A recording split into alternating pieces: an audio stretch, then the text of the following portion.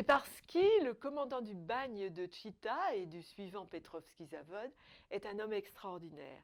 C'est un noble d'origine polonaise, très bon militaire, à qui Nicolas Ier confie cette tâche incroyable de diriger un bagne au fin fond du monde connu, quasiment, dans une région très sauvage. Il va falloir quand même qu'il nourrisse 121 prisonniers. Il va avoir à gérer toutes sortes de situations extravagantes. Il va aussi, dans un jour qu'il va y avoir un fuyard, un aristocrate fuyard dans un autre bagne, il va être obligé de le faire condamner à mort, parce que sinon c'est lui qui risque d'être fusillé.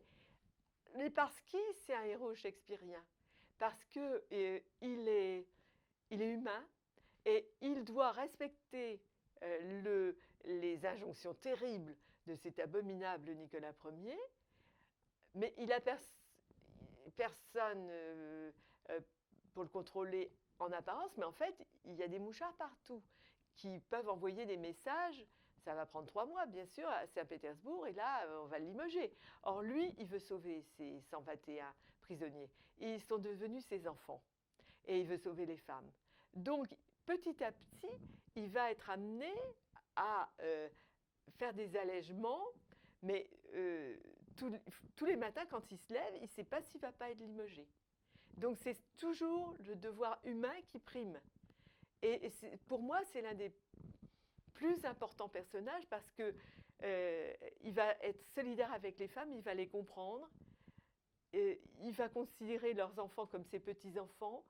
Dans le deuxième bagne, il va organiser dans son jardin un toboggan, des jeux, par exemple. Tout ça, c'est ça qui signe l'humanité d'un homme. Et quand le dernier des prisonniers partira, parce qu'au bout d'un moment, ils ont dû partir, on les a dispersés pour mieux les détruire dans des tas de villages perdus de la Sibérie la plus lointaine, eh bien, il va mourir de chagrin. Il avait tenu jusqu'à 81 ans, et à ce moment-là, il meurt. Comme si un ressort était cassé. Il avait perdu sa famille, ce vieux garçon.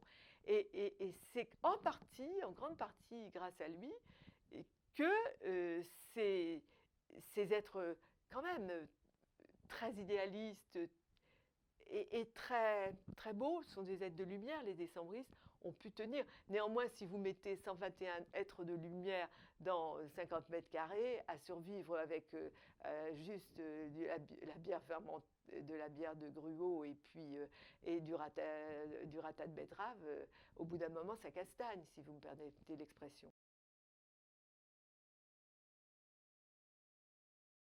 Le statut des enfants nés au bagne est terrible, puisque Nicolas Ier, qui a tout prévu, dans les moindres détails, c'est un maniaque de la souffrance, a déclaré que les enfants naîtraient serfs. Ce sont des enfants de grands aristocrates, pour la plupart, ils naîtront serfs. Et serfs de qui? Du tsar, de la couronne. Donc ils n'auront pas le nom de leurs parents, ils n'auront pas de nom. Vous voyez? Alors souvent, ils ont porté le nom de personnes du village où était construit le bagne, qui s'offraient à donner leur nom. Et normalement, ils devaient être privés d'éducation également. Donc, ce sont des non-personnes, en principe. Donc, tout le travail des décembristes lors de leur emprisonnement sera aussi d'éduquer ces enfants. C'est-à-dire qu'ils peuvent les rencontrer, ils vont leur donner des cours.